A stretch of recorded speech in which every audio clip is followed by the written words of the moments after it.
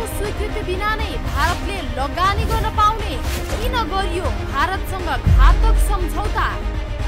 नेपालको सार्वभौमिकतामाथि ठूलो घात। कसरी फस्नुभयो प्रधानमन्त्री प्रचण्ड? माओवादीको भनाई एउटा गराई अर्कै।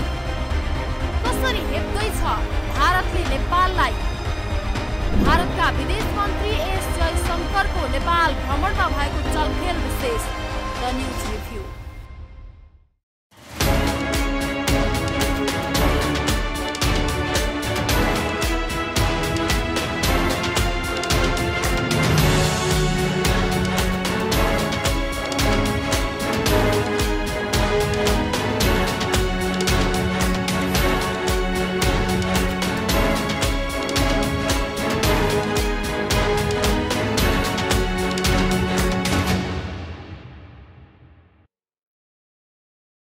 नमस्कार, खास न्यूजको बहुकोणीय चिरफार गर्ने कार्यक्रम द न्यूज रिभ्यूको आजको अङ्कमा स्वागत छ।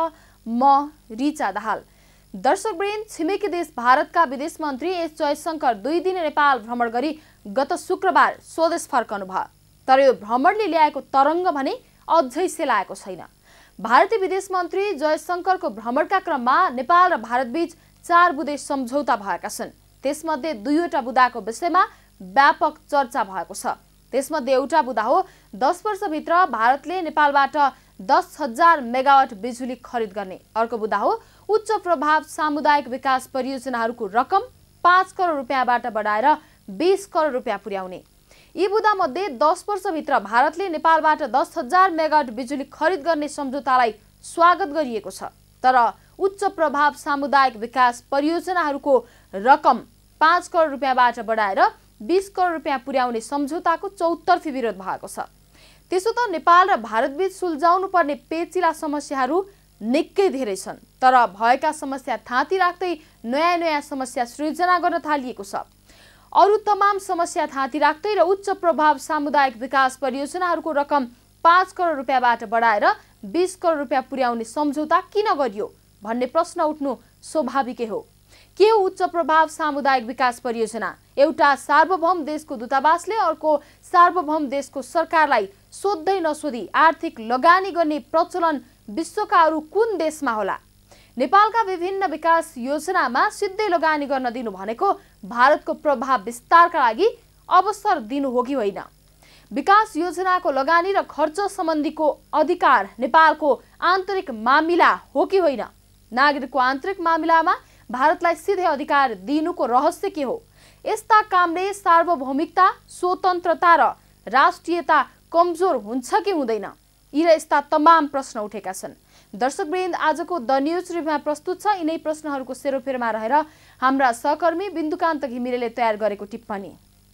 नेपालको स्वीकृति बिना नै भारतले लगानी गर्न पाउने किन गरियो भारतसँग घातक सम्झौता? नेपालको सार्वभौमिकतामाथि ठूलो घात। कसरी फस्नुभयो प्रधानमन्त्री प्रचण्ड? माओवादीको भनाई एउटा गराई अर्कै। कसरी हेप्दैछ भारतले नेपाललाई? भारतका विदेश मन्त्री एस जयशंकरको नेपाल भ्रमणमा भएको चलखेल विशेष द न्यूज रिभ्यू। नेपाल र भारतबीच हालै सम्पन्न उच्च प्रभाव सामुदायिक विकास परियोजनाको रकम वृद्धि गर्ने सम्झौता विवादमा परेको छ। उच्च प्रभाव सामुदायिक विकास परियोजनालाई अङ्ग्रेजीमा high impact community development project भन्ने गरिएको छ भने छोटकरीमा HICDP भन्ने गरिएको छ। यति बेला HICDP को रकम 4 गुणा वृद्धि गर्ने सम्झौता भएको छ। भारतका विदेश मन्त्री एस जयशंकरको हालै भएको नेपाल भ्रमणका क्रममा गरिएका 4 बुँदे सम्झौता मध्ये एउटा बुँदामा HICDP को राशि 5 करोड रुपियाँबाट बढाएर 20 करोड रुपियाँ पुर्याउने उल्लेख गरिएको छ। HICDP भनेको नेपाल स्थित भारतीय दूतावासको आर्थिक सहयोग विभागद्वारा आफै परियोजना छनौट गर्ने र आफै ठेकेदार नियुक्त गरी खर्च गर्ने रकम हो। यस्ता परियोजना निर्माण गर्दा नेपाल सरकारका कुनै पनि निकायबाट अनुमति लिइरहनु वा समन्वय गरिरहनु पर्दैन। यस्ता परियोजनामा भएको खर्च नेपालका कुनै पनि तहका सरकारको बजेटभित्र उल्लेख हुँदैनन्। भारतीय दूतावासले सिधै विकास योजना निर्माण गर्ने, विभिन्न निकायलाई सिधै सहयोग गर्ने सम्बन्धी सम्झौता अहिले भएको होइन। 2060 सालमा तत्कालीन राजा ज्ञानेन्द्र शाहको प्रत्यक्ष शासन भएको बेला यो सम्झौता गरिएको हो। त्यतिबेला राजा शाहले प्रधानमन्त्री पदमा सूर्यबहादुर थापालाई मनोनयन गर्नुभएको थियो। त्यतिबेला 3 करोड रुपैयाँसम्म लागतका परियोजनाहरू भारतीय दूतावासले सिधै निर्माण गर्ने सम्झौता भएको थियो। डाक्टर बाबुराम भट्टराई प्रधानमन्त्री भएका बेला त्यो रकम 3 करोडबाट बढाएर 5 करोड पुर्याइएको थियो। यतिबेला 20 करोड पुर्याइएको छ। 2060 साल यताको 20 वर्षको अवधिलाई हेर्ने हो भने HIDCP नेपालका लागि अभिशाप बनेको स्पष्ट देखिएको छ। यही कार्यक्रमको आडमा भारतले नेपालमा आफ्नो प्रभाव विस्तार गर्दै आएको मात्रै छैन, नेपाल मार्फत छिमेकी चीनलाई पनि भारतले दुःख दिन थालेको छ। दर्शकवृन्द, द न्यूज रिभ्यूको अबको श्रृङ्खलामा प्रस्तुत छ यो सम्झौता नेपालका लागि कति घातक छ भन्ने सन्दर्भमा छोटो चर्चा। सम्झौताको सर्वत्र आलोचना भएपछि प्रधानमन्त्री पुष्पकमल दाहाल प्रचण्डले स्पष्टीकरण दिनुभएको छ। 20 करोडसम्मका परियोजनामा भारत एक्लै निर्णय नगर्ने र त्यसमा नेपालले पनि निर्णयमा साझेदार रहने प्रधानमन्त्री प्रचण्डले बताउनु भएको छ। शुक्रबार संसदीय समितिको बैठकमा बोल्दै प्रधानमन्त्री प्रचण्डले यो कुरा स्पष्ट पार्नु भएको हो। सम्झौताको आलोचना भएपछि अर्थ मन्त्रालयले पनि बिहिबार विज्ञप्ति जारी गरी सहयोग परिचालनका लागि निश्चित कार्यविधि तयार पारिएको जनाएको छ। यसअनुसार स्थानीय तह तथा अन्य सरकारी निकायबाट प्राप्त माग सङ्घीय मन्त्रालयले परीक्षण गरी अर्थमा सिफारिस गर्ने अर्थ मन्त्रालयले जनाएको छ। यसरी माग भएका आयोजनाहरूको प्राथमिकताका आधारमा अर्थ मन्त्रालयको स्वीकृतिमा भारत सरकारसँग अनुरोध गर्ने प्रक्रिया निर्धारण गरिएको विज्ञप्तिमा जनाइएको छ। यदि प्रधानमन्त्री प्रचण्ड र अर्थ मन्त्रालयको विज्ञप्तिमा कायदे भाषाको प्रयोग गरिएको होइन भने यो सम्झौतालाई आलोचना गर्नुपर्ने खासै कारण छैन। बरु राजाको प्रत्यक्ष शासनकालका बेला गरिएको भयङ्कर ठुलो त्रुटि सच्याइएकोमा प्रचण्ड सरकारलाई धन्यवाद दिनुपर्ने हुन्छ। तर यथार्थ के हो भावी दिनले देखाउने नै छ। यो सम्झौतामा पहिलो पटक हस्ताक्षर भएको 2060 साल यता 20 वर्षको अवधिमा भारतीय दूतावासले 550 भन्दा बढी परियोजनामा लगानी गरिसकेको छ। यस्तै विभिन्न स्वास्थ्य संस्थालाई 974 वटा एम्बुलेन्स तथा शैक्षिक संस्थालाई 234 वटा बस बाँडिसकेको छ, जसमध्ये 80% लगानी मधेसी समुदायको बाहुल्यता रहेको क्षेत्रमा गरिएको छ। HICDP नेपालका लागि कम्तीसम्म प्रतिपादक भएको रहेको छ भन्ने कुरा 2072 सालमा नेपालको संविधानद्वारा संविधान निर्माण गर्दा नै पुष्टि भइसकेको छ। यतिबेला संविधानमा आफ्नो हितका विषयमा समावेश नभएको भन्दै भारतले नेपालमाथि नाकाबन्दी लगाएको थियो। नाका क्षेत्रमा धर्ना दिनका लागि यस्ता व्यक्तिहरू सहभागी भएका थिए जसलाई HICDP अन्तर्गतको रकम खर्च गरी चुनाव जिताइएको थियो।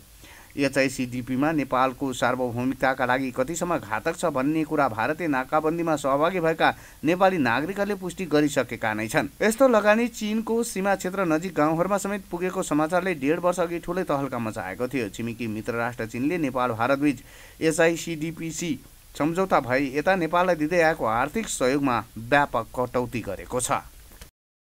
नेपालको स्वीकृति बिना नै भारतले लगानी गर्न पाउने किन गरियो भारतसँग घातक सम्झौता? नेपालको सार्वभौमिकतामाथि ठूलो घात। कसरी फस्नुभयो प्रधानमन्त्री प्रचण्ड? माओवादीको भनाइ एउटा गराइ अर्कै।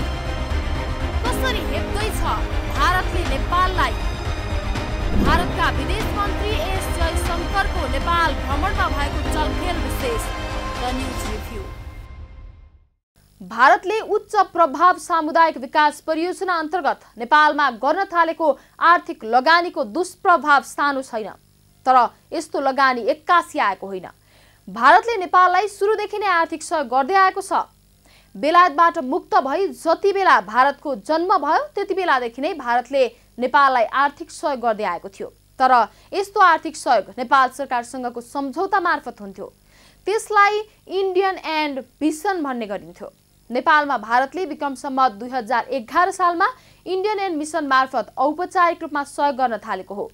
त्यतिबेला भारतले सडक, विमानस्थल, सञ्चार जस्ता पूर्वाधारको विकासमा सहयोग गर्दै आएको थियो। तर 2036 सालमा जनमत संग्रह घोषणा भएपछि सूर्यबहादुर थापा प्रधानमन्त्री भएका बेला सिधै समुदाय स्तरमा सहयोग गर्ने प्रस्ताव राख्यो।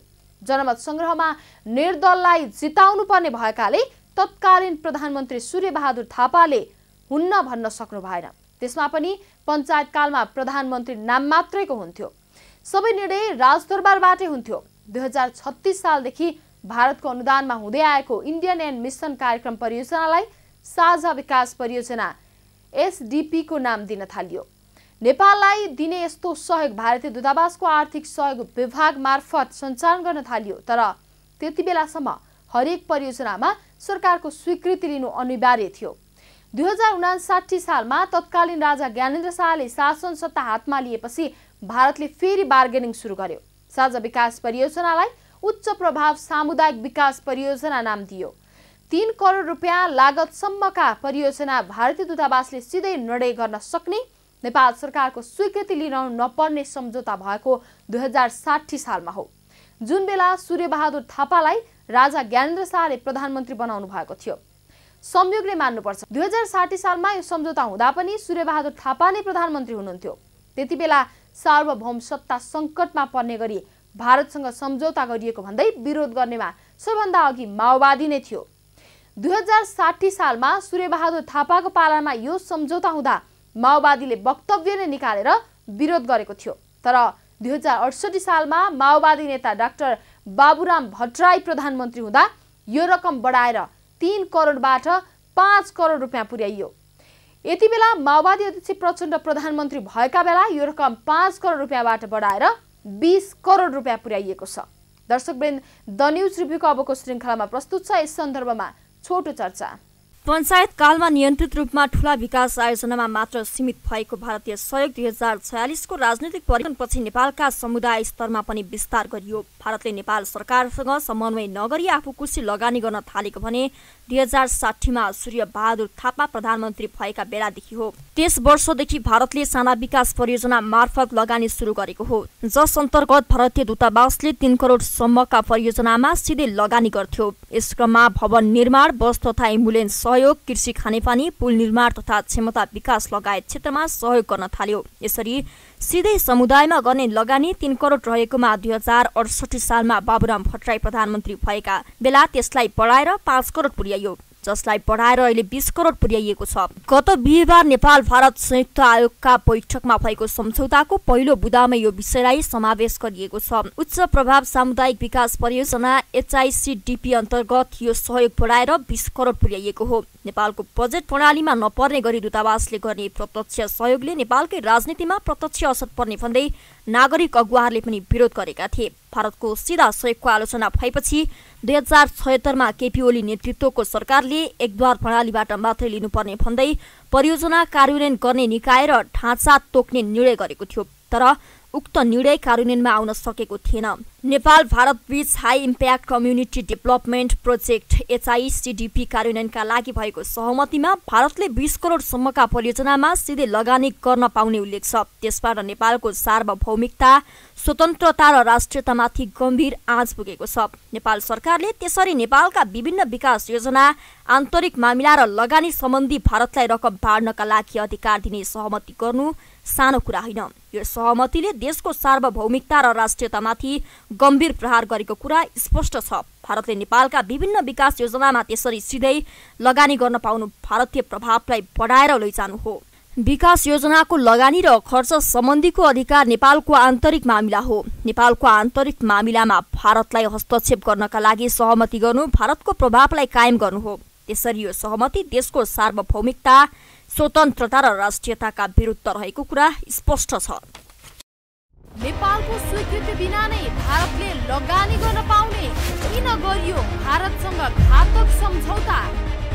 नेपालको सार्वभौमिकतामाथि ठूलो घात। कसरी फस्नुभयो प्रधानमन्त्री प्रचण्ड? माओवादीको भनाइ एउटा, गराइ अर्कै। कसरी हेप्दैछ भारतले नेपाललाई? भारतका विदेश मन्त्री एस जयशंकरको नेपाल भ्रमणमा भएको चलखेल विशेष द न्यूज रिभ्यू।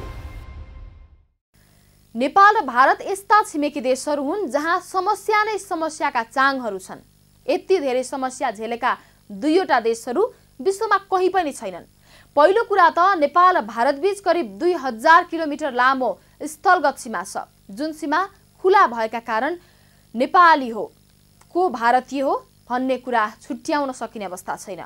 भारतीय अपराधीहरू सजिलै नेपाल छिरेर लुक्ने र नेपाली अपराधीहरू सजिलै भारत छिरेर लुक्ने कुरा नयाँ होइन।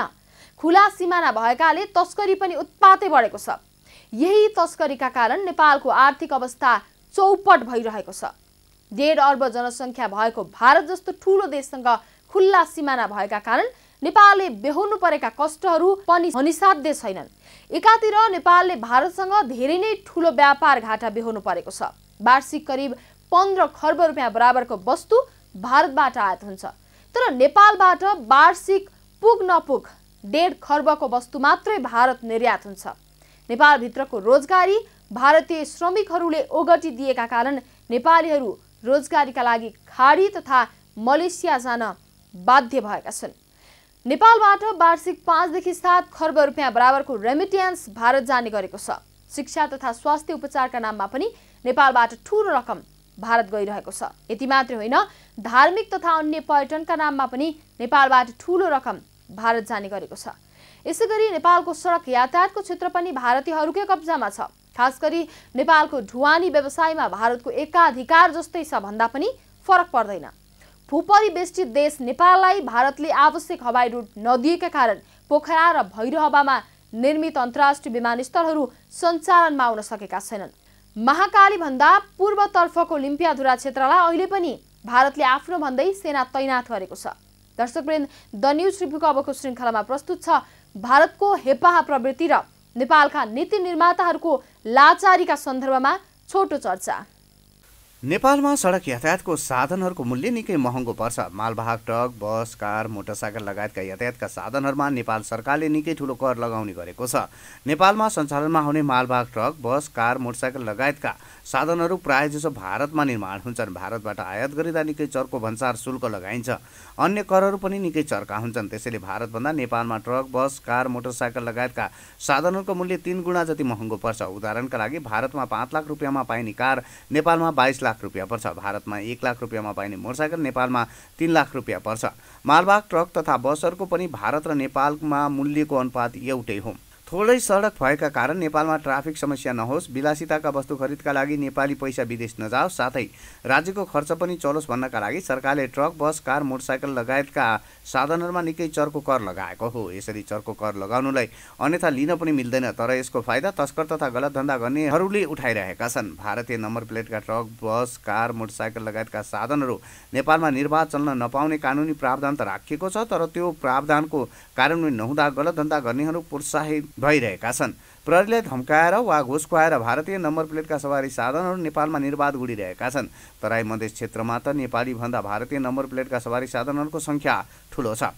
उदाहरणका लागि भारतीय नम्बर प्लेटको मोटरसाइकल नेपालमा प्रयोग गर्दा दैनिक 100 रुपियाँ शुल्क तोकिएको छ, जस अनुसार 1 वर्षमा 36,000 रुपियाँ तिरे पुग्छ। 3 लाख रुपियाँ तिरेर नेपाली नम्बर प्लेटको मोटरसाइकल किन्नुभन्दा 1 लाख रुपियाँ तिरेर भारतीय नम्बर प्लेटको मोटरसाइकल किन्दा 2 लाख रुपियाँको बचत हुन्छ। दैनिक 100 रुपियाँ तिर्दै जाँदा पनि यो 2 लाख रुपियाँ 6 वर्षसम्मको शुल्क तिर्न पुग्छ। सामान्यतया मोटरसाइकलको आयु त्यति नै हो, तर प्रहरीलाई केही रकम दिएपछि दैनिक 100 रुपियाँ तिर्नु पर्दैन। यसैगरी सीमा क्षेत्रमा भारतीय नम्बर प्लेटको मोटरसाइकल प्रयोग गर्दा अर्को फाइदा पनि छ, किनकि भारतीय नम्बर प्लेटको सवारी साधन भएपछि भारतमा निर्बाध प्रवेश पाइन्छ। सीमा क्षेत्रका अधिकांश नागरिकहरूको धेरैजसो काम भारततर्फ नै हुन्छ। नेपाली नम्बर प्लेटको सवारी साधनलाई भारतमा निकै झमेला हुन्छ। त्यसैले मोटरसाइकल मात्र होइन, तराईका सीमावर्ती क्षेत्रमा नेपालीहरूले ट्रक, बस, कार, मोटरसाइकल लगायतका साधनहरू पनि भारतीय नम्बर प्लेटकै प्रयोग गर्न रुचाउँछन्। उनीहरूले यसरी भारतीय नम्बर प्लेटको ट्रक, बस, कार, मोटरसाइकल लगायतका साधनहरू प्रयोग गर्दा नेपाल सरकारको वार्षिक खर्बौं रुपियाँ बराबरको राजस्व भने गुमिरहेको छ। नेपालको स्वीकृति बिना नै भारतले लगानी गर्न पाउने किन गरियो भारतसँग घातक सम्झौता? नेपालको सार्वभौमिकतामाथि ठूलो घात। कसरी फस्नुभयो प्रधानमन्त्री प्रचण्ड? माओवादीको भनाइ एउटा गराइ अर्कै। कसरी हेप्दैछ भारतले नेपाललाई? भारतका विदेश मन्त्री एस जयशंकरको नेपाल भ्रमणमा भएको चलखेल विशेष the news review. Nepal Bharat बीच करिब 2000 किलोमिटर खुला सिमाना छ, जसको नियन्त्रण दुईवटा कारणले सम्भव छैन। पहिलो कुरा त नेपाल भारत बीचको सीमा क्षेत्रका नागरिकहरू बीच रोटीबेटी तथा बन्धु बान्धव्यको सम्बन्ध छ। यो सम्बन्ध औपचारिक सिमाना निर्माण हुनुभन्दा पहिलेदेखिको हो। अझ नेपाल र भारत दुईवटा अलग अलग देशका रूपमा अस्तित्वमा आउनुभन्दा अघिदेखिको सम्बन्ध हो यो। त्यसैले खुला सीमा रोक्दा मानवाधिकार उल्लङ्घन मात्र होइन, जनविद्रोहको समेत सम्भावना रहन्छ। अर्को कुरा, बार बन्देज तथा सेना तैनात गर्ने मामिलामा निकै नै खर्चिलो हुन्छ। यसका लागि वार्षिक धेरै ठूलो बजेटको जरुरी हुन्छ। त्यसैले नेपाल मार्फत विदेशीहरूले गर्न सक्ने चलखेललाई हिमाली क्षेत्रका भन्ज्याङमै र अन्तर्राष्ट्रिय विमानस्थलमै रोक्ने भारतीय रणनीति पुरानो होइन। आफ्नो देश मार्फत भारतमा विदेशी चलखेल हुन नसकोस् भन्ने विश्वास नेपालले दिलाउनु पनि उत्तिकै जरुरी छ। तराई क्षेत्रमा नेपालको कुल जनसङ्ख्याको करिब 53% बसोबास छ। यो क्रम निरन्तर बढ्दो छ। चुरेको फेदीबाट भारतको बजार पुग्न बढीमा आधा घण्टा लाग्ने अवस्था छ। यसैगरी करोडौं भारतीय नागरिकहरूलाई नेपालको तराई क्षेत्रका बजारहरू सन्धि सर्पन जस्तै छन्। नागरिक स्तरमै भाइचाराको सम्बन्ध छ। नेपालको यही बाध्यतालाई लिएर बेला मौकामा भारतले न्याग्दै आएको छ। नेपाली प्रतिनिधिमण्डलको हात तल पार्ने गरेको छ। यति बेला भारतीय विदेश मन्त्री एस जयशंकरले नेपाललाई न्याकेर भारतीय लगानीका परियोजनाको रकम 5 करोडबाट 20 करोड पुर्याउनुको मुख्य कारण नेपालको यही बाध्यता हो। भूपरिवेष्टित हुनु नेपालको मुख्य अभिशाप त हुँदै हो, त्यसमाथि पनि तीनतिरबाट भारतले घेरिनु नेपालका लागि अर्को ठूलो अभिशाप हो। दर्शकवृन्द, द न्यूज रिभ्यूका आजको प्रसङ्ग यति नै। तपाईँ न्यूज नेपाल टेलिभिजनको प्रसारण युट्युब र फेसबुकमा पनि प्रत्यक्ष हेर्न सक्नुहुनेछ। आजको प्रस्तुतिबाट हामी सबैलाई बिदा दिनुहोस्। हेर्दै गर्नुहोला न्यूज नेपाल टेलिभिजन। नमस्कार। नेपालको स्वीकृति बिना नै भारतले लगानी गर्न पाउने किन गरियो भारतसँग घातक सम्झौता? नेपालको सार्वभौमिकतामाथि ठूलो घात। कसरी फस्नुभयो प्रधानमन्त्री प्रचण्ड? माओवादीको भनाई एउटा गराई अर्कै। कसरी हेप्दैछ भारतले नेपाललाई? भारतका विदेश मन्त्री एस जयशंकरको नेपाल भ्रमणमा भएको चलखेल विशेष द न्यूज रिभ्यू।